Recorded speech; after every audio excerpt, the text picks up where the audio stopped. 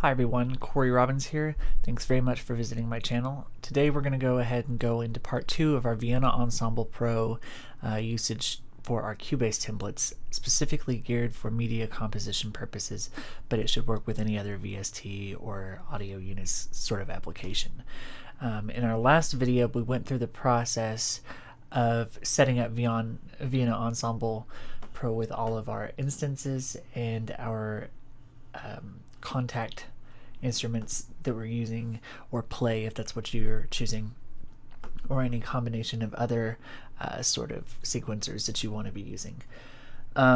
So today what we're going to go ahead and do is go through the process of setting it up the right way in Cubase, or my suggested way in Cubase, getting an organizational structure, and getting all our MIDI tracks synced up to where things are going into the right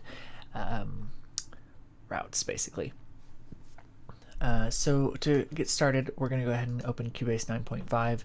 In the last video, there was some weirdness on renaming some of the audio interfaces and that kind of thing, but I've tried it a couple of times since then and it seems to be working, so we're going to go ahead and assume it was a fluke. So I'm going to go ahead and start a new MD project. I actually did quite a bit of debating on whether or not to use a fresh install or a fresh template, or if I should edit my old one, and I decided that it was probably just more efficient to just start over and I'd get a better result.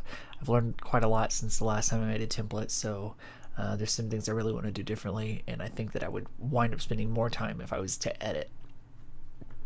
Okay, so what I do need to keep though is the kind of overall folder structure. I mentioned in the other video that I'm using Lemur and a template that allows me to have a control over all of the tracks, whether it be articulations through the use of expression maps or through these things right here.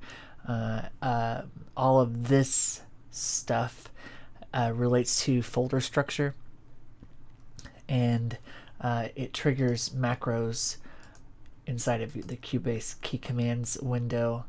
And I'll show you how to do this in an upcoming video, but it cues all of these macros which run an instance of the project logical editor presets that I have in here. So if I change the names of those folders, then these won't work. Some of them I need to edit because I made typos or whatever for random reasons. So to make sure that I kept my folder structure, I went through my existing template and I put the ones that are referenced. It's by no means all of them, it's just the ones that those key commands call. So I'll be referencing this through the build. And then the other thing that I need to make sure that I have available is my spreadsheet. So from where we were last time, I've only added the new instruments that I put on this server because I have a project that actually I just got the assets for last night, so I'm kind of trying to hurry. But 642 rows is what I wound up with, and that would include 3 or 4 of those red ones, so I don't know, somewhere around 638 or so tracks or separate instances of contact or channels of contact that we're going to be using. So definitely need to keep track of the spreadsheet or we will get lost. So while we're in Cubase, the first thing that we're going to do is go ahead and add a rack instrument. So if you don't have this thing over here on the right side, then you should have these 3 little indicators. Clicking the one with the black bar on the right should bring it up. If that for some reason isn't there, you can also go into where is it? Studio. I think actually in the old one it's not called Studio, but it's the one between Transport and Workspaces. In Cubase 9 and lower. So you'll choose VST Plugin Manager. No, you won't. Sorry, you'll choose VST Instruments. You can also hit F11, and it'll open this up. All of them do the same thing. So I'm going to go ahead and start by right-clicking and hitting Add Rack Instrument. We want rack instruments because of the control that it allows us to have. We don't want to use the normal instrument tracks because the structure is a bit odd and it's a bit more limited. We're going to choose Vienna Ensemble Pro VST3, which is indicated by the italicized Roman numeral 3. So I'll just click on that. The more instances that you have, the longer it takes for this part to work, but it's really not that bad. On this, you can choose to answer yes or no. I've been doing one just so that I can kind of help keep myself on track. So this will create a MIDI track right here, and then we've got our rack instrument right here, and one output. One stereo output. The first thing that we want to do is make sure that this button right here is clicked, and I've also went and made sure that I've clicked it in each one of the instances so that the decouple mode is activated. If decouple is activated, then it doesn't freeze on saves. And if you're a Logic user and you have autosaves turned on, or if you have autosaves turned on in Cubase, then however often that autosave happens, you lose the ability to work in your DAW, which is really irritating. So I'm going to make sure that that's clicked, and then I'm going to look through my instances or look through my spreadsheet and figure out what the highest number of outputs that I need will be, and that, for me at least, is 128 outputs.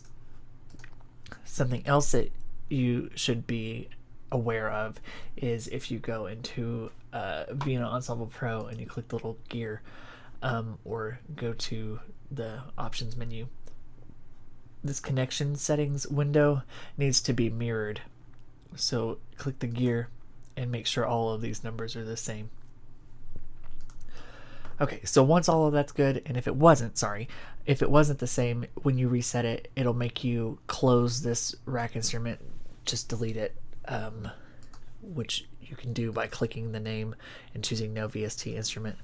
And you only have to do that once. You could also just completely restart Cubase if you wanted to do that. So I'm going to pull this up, make sure that's decoupled still. Then I'm going to click connect. This will show me all of the servers that I have available to me, and then I'm going to choose the first instance. I'm going to go in score order pretty much. So I'm going to choose Woods. It fills out everything else for me. I can either double click or I can click connect down here, and then it shows that I'm connected.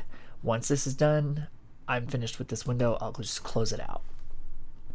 So remembering that we have several tracks that we're working with, we want to keep things organized at the beginning. So I'm going to double click here. If you click fast enough, it seems to not be an issue. And I'm going to call this Woods 1, which is the name of the instance. Then I'm going to put a dash, and then I'm going to call it by the server. So I'm going to do server 1. So that's named here. And this is kind of quirky, but if you come over here to where the rack instrument shows on the side, if you close the folder or collapse the folder and then open it again, it renames here. I'm also going to make sure, good, that should be fine. I want to rename this Vienna Ensemble Pro, and the only way to do that I'm aware of anyway, is in the inspector. So you make sure it's highlighted, and then you can double click here, and I'm going to call it the same thing, Woods 1 server 1. Okay, so now we have a named folder for our instrument, and its outputs. Our rack instrument is named over here, and we have one MIDI file that we'll go ahead and name Woods 1, And I'm going to go ahead and turn this track off in the visibility settings so that it doesn't confuse me in a minute. Excuse me. So now what we're going to do is we're going to refer to our spreadsheet, and I lost my spreadsheet, sorry. Okay, in the Woods category, I'm using from output 1 all the way until I get to output 124. So 124 is the maximum that I need. So I need way more than just output 1 and 2. So to do that, I'm going to go to this far option in the instrument rack and click on activate outputs. I only have 128, so I could just click on all outputs and then deactivates the ones that I don't want, but I'm going to go ahead and click on this output 3 and 4, which doesn't have the circle highlighted. Then I'm going to scroll all the way down, hold down my shift key, and click on output 1, 2, 3, and 1, 2, 4, also known as 123 and 124. Once they're highlighted, clicking one circle will automatically add all of them, and it does take a minute or so, not really a minute, but a couple of seconds for that to happen, because it activates all of those, and you'll see that you get one output or one stereo output for each of these. Clicking anywhere deactivates that little dialog box, and we should be good here. You'll also notice that in our mixer we have a mirror of all of those outputs, along with our stereo in and our stereo out. And we have our instrument there. Okay, so actually that's our MIDI track. Now we're going to go ahead and continue with our organization. So what I'm going to do for purposes of the audio files, I don't need to recall audio files in this view with the tablet, so I'm not super concerned with the specific names of the folders that I'm going to use. But what I do want to know is how to find things, and anything that I name here is going to be reflected into the mixer, so naming conventions are important in the mixing sense anyway. Being able to find it on the small little channel strips. So what I'm going to do is I'm going to go through and find where basically big group chunks are. So the first group that I'm going to add, or the first folder type that I'm going to add, is simply over all of them. So I'll choose out 1 and 2, and I'll choose out 123 and 124, and I'm going to hold down Command Shift and hit M, which puts everything in a folder. It's probably Control Shift M on a PC, but if it's not, you can always right click it and do Move Selected Tracks to a new folder. You can also set a key command for that under File and then Key Commands if there isn't one already on your system.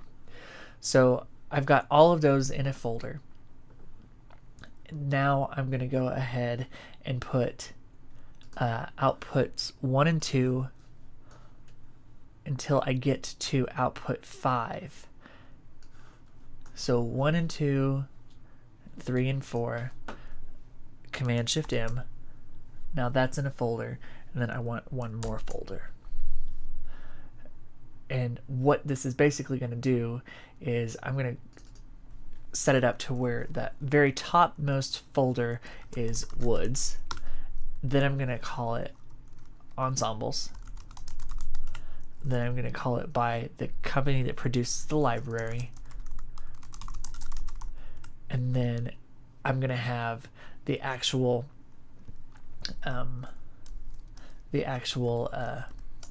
instrument.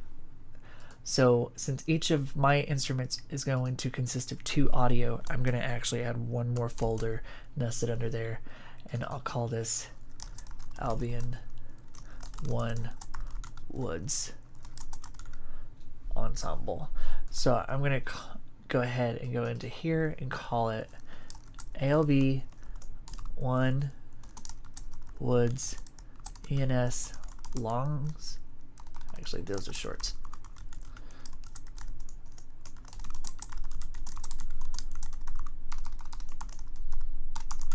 Okay, so I've got ensemble shorts and ensemble longs, and if I go to my spreadsheet, I can see that those are the right channel mappings. And basically I want to continue doing the same thing. So my next chunk should be from all of my Spitfire stuff, or all of the things that are sections. So I'm going to go from this channel right here, 5 and 6, all the way to the end, because the rest of it isn't an ensemble patch. So that one to this one, Command-Shift-M, puts it in a folder. So now I've got my ensemble folder and I've got my sections folder. Now inside of here, I'm going to go ahead and put my next, which is going to be solo flute or flutes. So that will be from output 5 and 6 until we get to 45. So I'll find 5 and 6, and then I'll stop at 45. Click there, Command-Shift-M. Now I have flutes. And I find it easier to go through the process of making the folders first, and then doing all the naming. I tend to make less mistakes that way. So my next one is going to be clarinets. So I'll do, actually let's finish the flutes. So Spitfire stuff is going to be up until I get to channel 25. So 25 is the first Berlin. Put that in a folder, then put everything remaining in the flutes section in another folder. Now the stuff inside of here is easy because everything's already set to 2. So I'm going to go ahead and select the first 2, move my arrow down, hold down Shift, arrow down, Shift, Command-Shift-M, Command-Shift-M, Command-Shift-M. And I'll do the same thing for the Berlin stuff.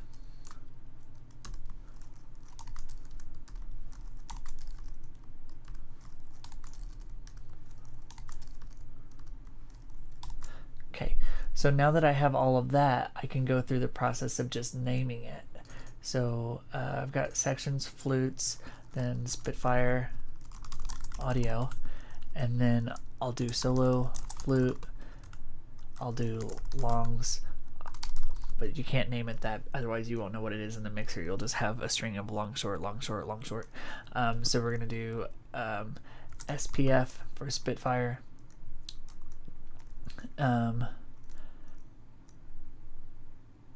or SFA, whichever, what, doesn't really matter. SPF as long as it's continuous. SPF, and then we're going to do solo, flute, longs, SPF, solo, flute, shorts. Then we're going to do the next one, so flutes, A2, SPF, flutes, A2 longs,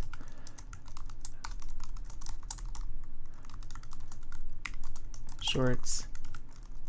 Then again, you'll continue going all the way through. So once you've got everything labeled and put into folders like this, we're off to a pretty good start. We've got all of our outputs labeled, and then if we pull our mixer over, we'll see that we also have it labeled here, so it's easy to find. One of the problems that I have with this current setup is that everything is gray, and that's fine right now because everything is a woodwind section instrument. But once we get more stuff going on, it's going to be really difficult to find things. So what I want to do is select everything from my VST instrument all the way down to the last track that I added, and I'm going to just pretend that these are all in the same folder for a second, just so that this video stays a little bit shorter. So from the VST instrument folder, not the actual VST instruments folder, but the instrument specific folder, all the way down to everything that would be included in it. And then I'm going to go ahead and make sure that my color palette is showing. If it's not on yours, do the setup toolbar and make sure that color menu is there. I'm going to click here and do project colors. I like my woods to be blue, so I'm going to choose color 11 because it's close to blue, and I'm going to say woods, and then I'm going to click the color next to it and choose the shade of blue that I want. Then I'll click OK, then I'll click OK, and again go back to here and choose woods. So now everything that I've added, whether it's a folder track or whether it's an audio output, is going to be color-coded blue, and it's also blue in the mixer. So when I get to a point to where I have my next, let's just say that, we'll call these, we'll pretend that this is not woods, that these are brass. So I'm going to go back up to my color menu, project colors. I'll pick color 2, call it brass, change it to something less abrasive. Okay, then okay, click here, brass. So from a visual standpoint, I can tell immediately where one section stops and the other one starts. And in the mixer also, if you're scrolling through here and you're trying to find where your tracks are, then it's much easier when they're color coded, or at least in my opinion. Obviously it's not a requirement, it's just something that makes things much more efficient in my opinion. So let's go ahead and I'm going to pause the video and I'm going to go ahead and add the rest of my instances here that I've got in this server. I'll color code everything, name everything, and then I'll be back to show you what to do after that.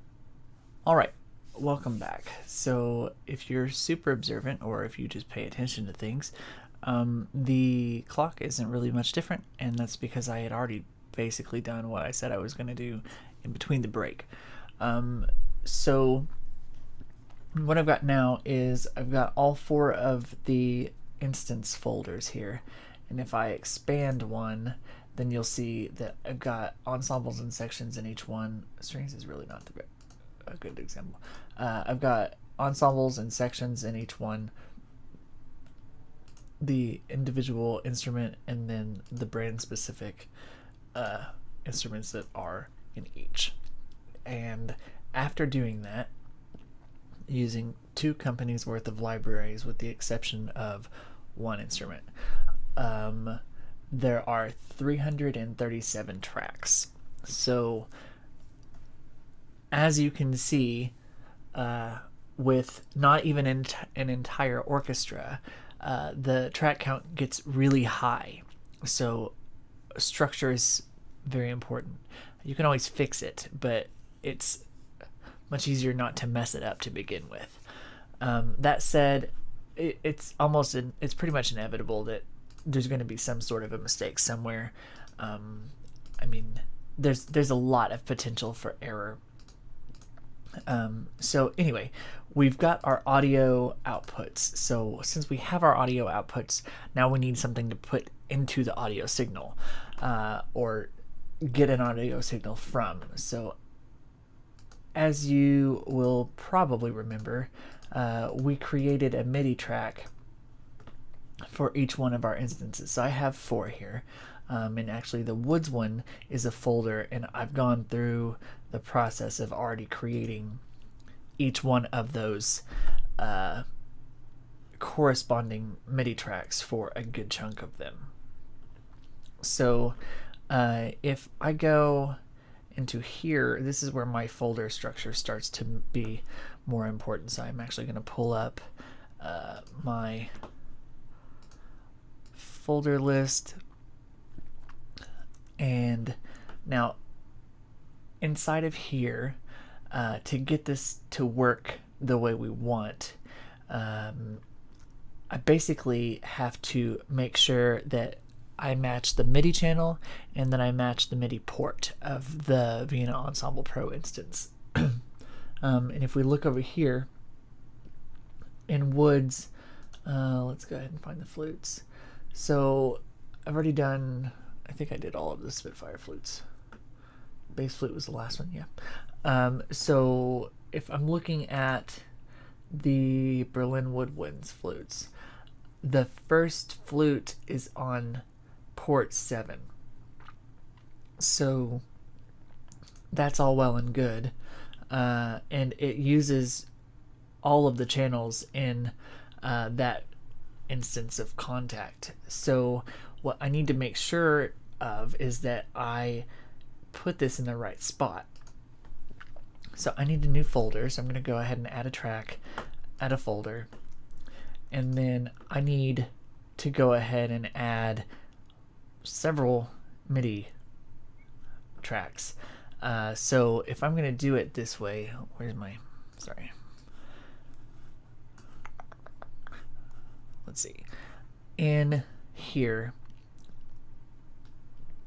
flutes, Berlin Woodwinds, I've got 1, 2, 3, 4, 5. I need 5 MIDI tracks for the Berlin Woodwinds flutes. So I'm going to go ahead and come here, add track, MIDI, and then I'm going to go ahead and do 5. Track name, I'm not going to label it because I don't really want them to auto-label anything. I guess I could put flute, but I'm just going to leave it. So I'm going to go ahead and put these in that folder.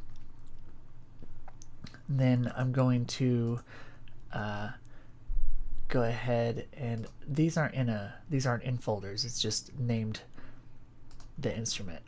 So I'll start with naming. So I've got first flute, second flute, flutes, 8 VA, solo flute, and solo alto flute. Okay, so you'll see that these channel identifiers or channel maps have auto incremented, and they would have done that based on the last MIDI port that it saw. So what I need to do is make sure that each one of these is on the MIDI channel that I want to be the default sound of that instrument. So if I want the legato sound to be the primary sound for the first flute, then I need to make sure that that is on channel 1. Okay? And that is going to be the case of all of the instruments that I mapped in the Berlin Ensemble. So I'm going to go ahead and click on the first one, hold down Shift, click on the last one, and then I'm going to hold down, I'm going to hold down Command, and I believe it's Command and Shift, and change these to 1. It's not Command and Shift. Command Alt.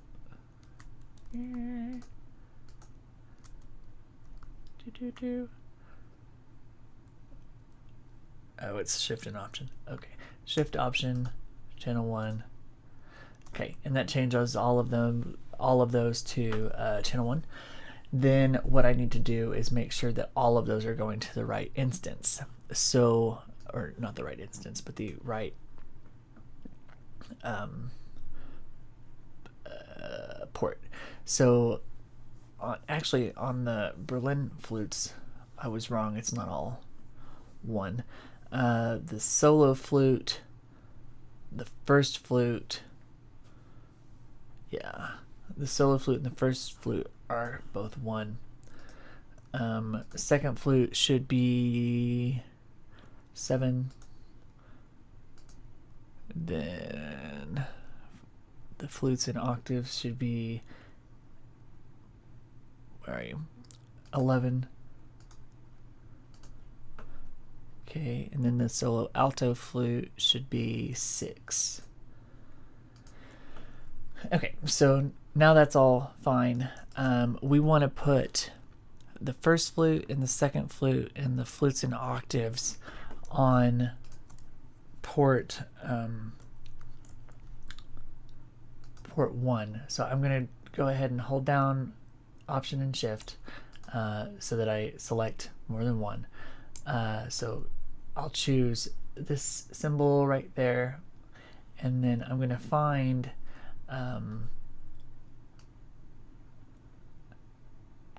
Woods 1, Server 1, and I want MIDI in 7.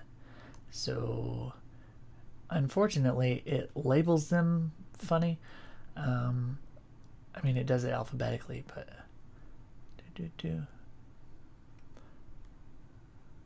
there you are. Woods 1, Server 1, MIDI in 7. Okay, so all three of these should be MIDI 7 right there. Solo flute and alto flute should be MIDI port 8. So I'll do the same thing.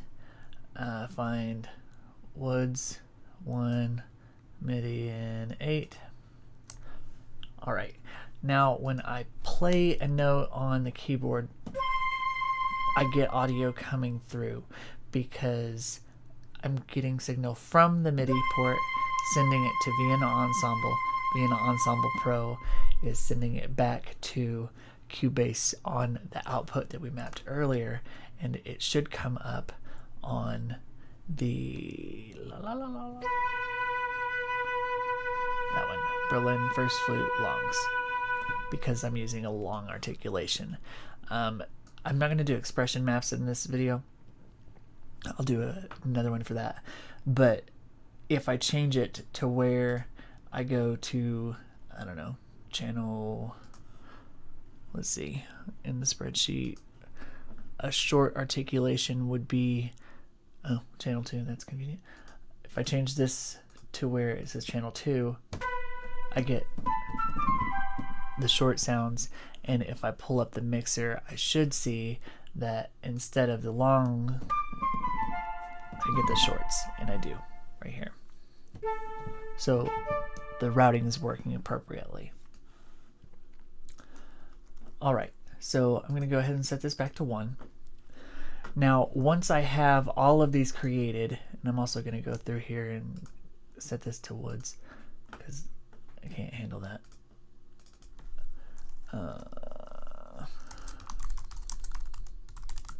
Okay, have my brand there.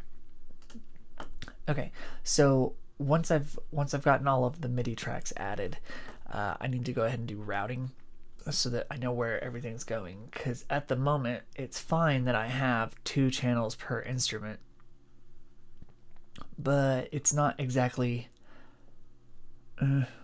helpful really whenever I want to do sweeping changes. Where's that thing?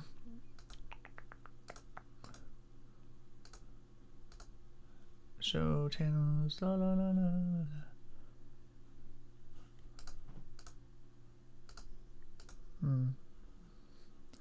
I don't want this. No, that's not what I wanted to get rid of. I don't want MIDI channels. There we go. Okay. And I do want instrument channels, just not MIDI. So that my mixer only is showing the audio and any instrument tracks that I add in line to expand the template. So what I want to do is go ahead and add group tracks for this so that whenever I'm mixing, once I've got the lows and the shorts set with each other in a library, I can keep them moving together.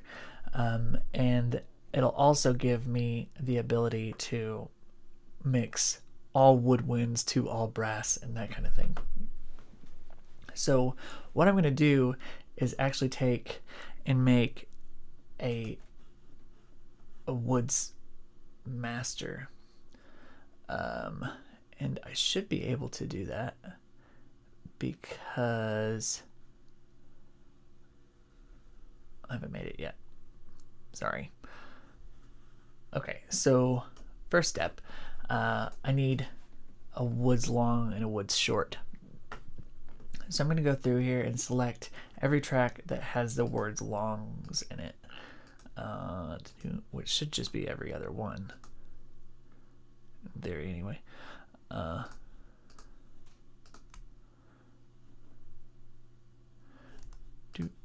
Do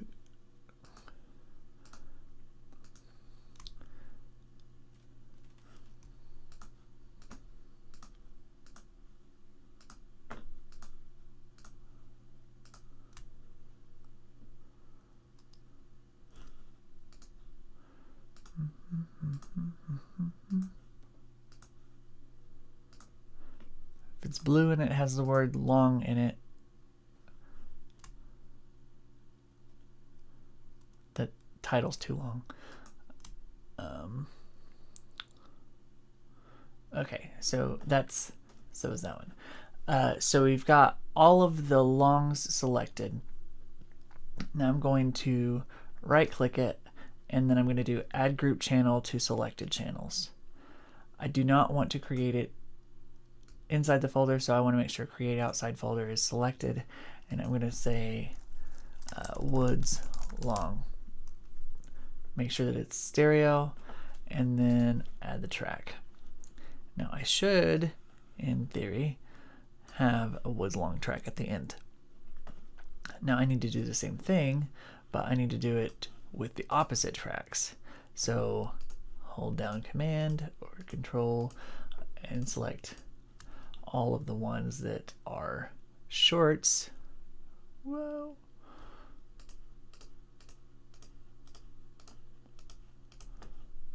It should be easier the second time around because you'll know whether or not your tracks are in the right order. If they aren't, you should drag them.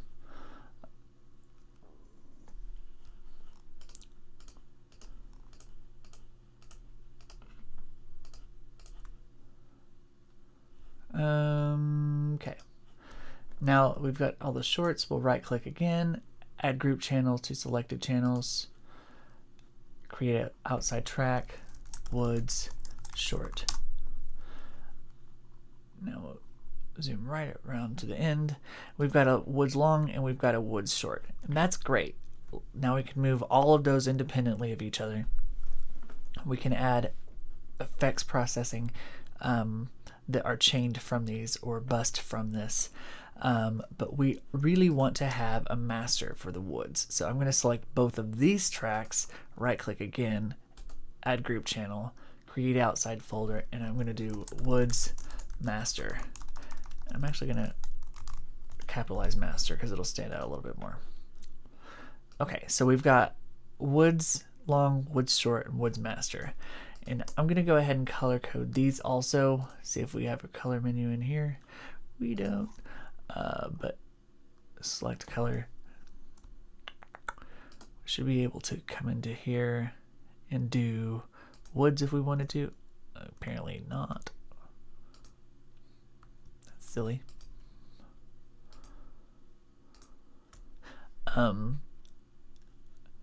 Then we'll let this one be master also.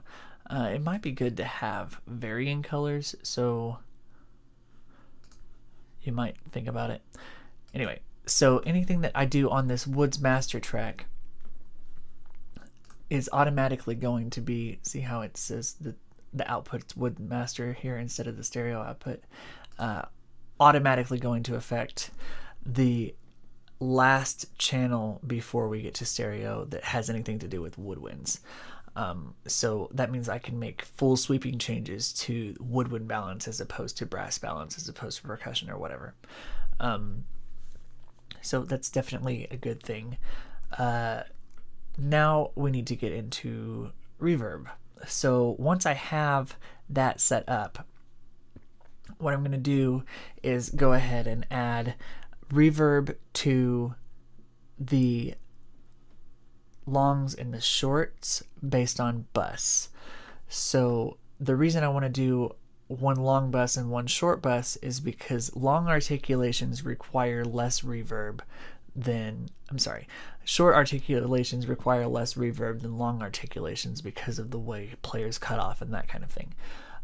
Room acoustics work better for shorter sounds. So longer ones need a little bit more artificial help.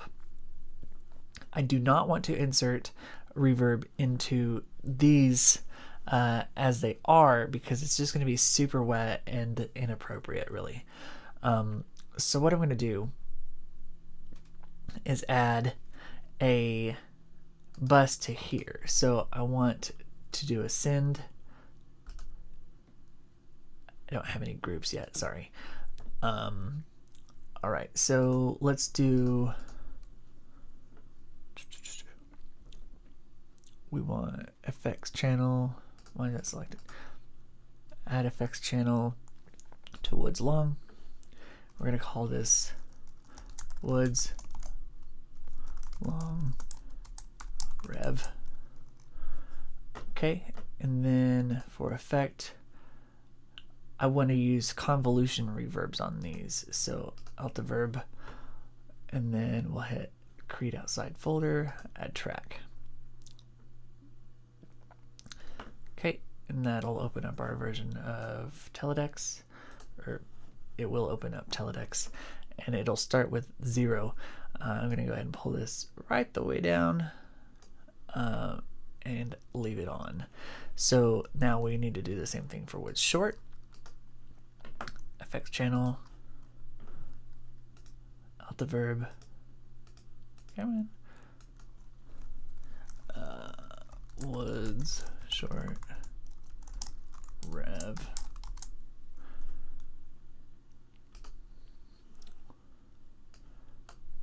Okay. Now, here's the problem. If I do anything at all related to stems, this reverb right now won't be in it at all. So when I send stems to, I have a movie put together in whatever the audio engineer's Cubase session, or I mean Pro Tools session or whatever, it's not going to, it's not going to include the reverb at all, because it gets skipped in the chain. Reverb doesn't happen until it gets past here, and you're not going to be exporting that probably. So what we're going to do is route it back. Instead of it going to stereo out, I'm going to select both of these, and then I'm going to do Option Shift, and I'm going to choose to put those to Woods Master. Now, when I'm doing this, the reverb will all go to here. So I need to open. Let's see.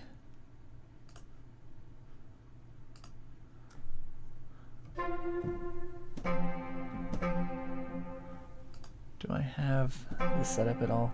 Probably not.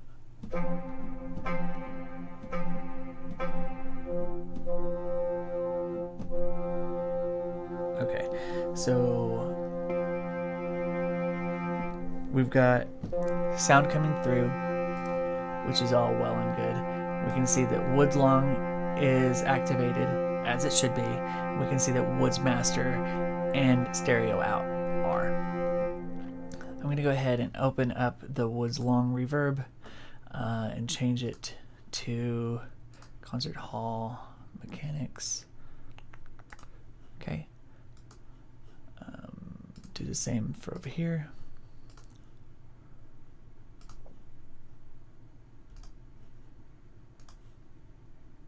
Okay, still nothing. Now, when I send this,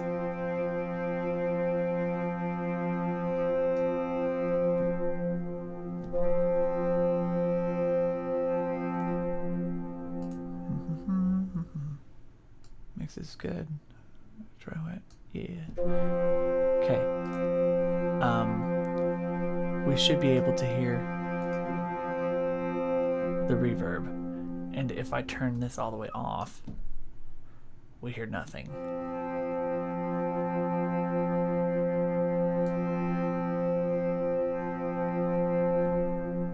So all of that reverb is going into the master, and it will be on any chains that includes the woodwind track. Hopefully this makes sense. Another way of doing it is to take the reverb and send it back through to the longs. So I'll take this and I'll move it to actually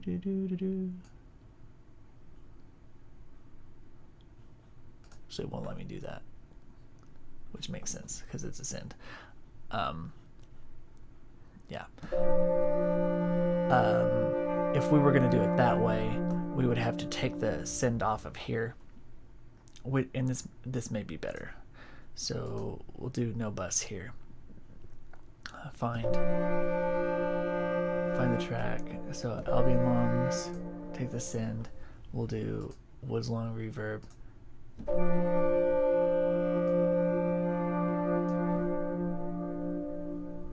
A fair bit of reverb there. Very healthy dose. Now that's still going to the Woods master. If we take this and we send it to Woods long, they're pretty well perfectly linked. The volume of this goes back into here and they'll stay in sync. So this is actually a better way of doing it. So put the bus on the actual instrument and then take the reverb and route it back to the long and the shorts. Then it will still be included in the Woods master anyway because it's hitting the long and the short before it goes to the master. So we'll do the same thing over here. No bus. And we'll take the Woods short reverb and move it to Woods short. Okay, so all of that should be all well and good.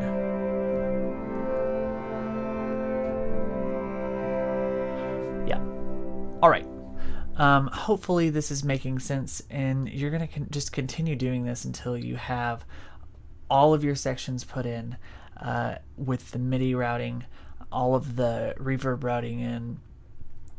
Every instrument is going to have some amount of reverb, whether you're mixing. Okay, if you're mixing from all one library, reverb is less of a requirement. But if you're going to put any real instruments in, then you need reverb even on the samples because it helps everything sit in the same space. If you have a little bit of reverb on the samples, even if they're wet, and then you have more reverb on the real live performance, they'll sit together and it tricks the ear. If you skip the reverb, things don't have the same space to them. So it really is necessary. Something else that you should consider doing is once you have your convolution reverb, you do something called a finish verb. And you can do this by taking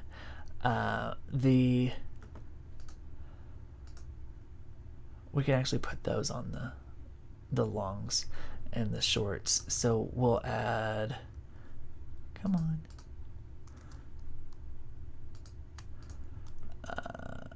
add effects channel to selected tracks, and then we're gonna do Woods finish. Let's see, what do we want to use? Probably a nice B2. Yeah. If you have a lexicon or something like that. Add track outside, yeah. So we'll do halls, like Dark Castle Hall. Concert Hall is probably better. Then we're going to turn up the mix to all the way up to wet, and then we will take these guys and turn them all the way down.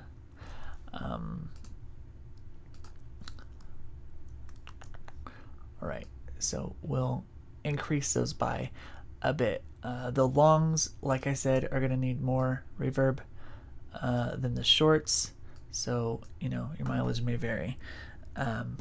So now what's going to happen is we're going to take the finished verb and route that one to the Woods master, so that stays in check basically. So we've got our convolution reverb, which goes ahead and puts everything in the same space as everything else. And then we have our finishing reverb, which just kind of glues all of the stuff together. So then the job is to go through and find the right balance of those. You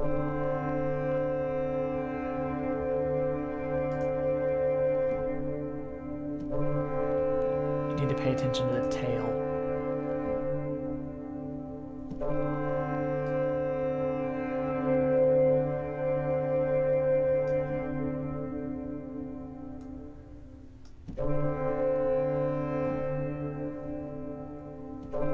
Okay, anyway, so once you have your balance down, you'll be ready to go for your expression maps. Hopefully this is helpful, and in the next video, depending on the time that it takes me to do the rest of these MIDI tracks, either I'm going to show you how to do expression maps, or I'm going to have finished a piece, or at least a portion of a piece, and built the expression maps in between, and then I'll go over how I did that. But please like, subscribe, make comments, ask questions. I would love to answer, and I will hope to see you very soon. Thanks, guys.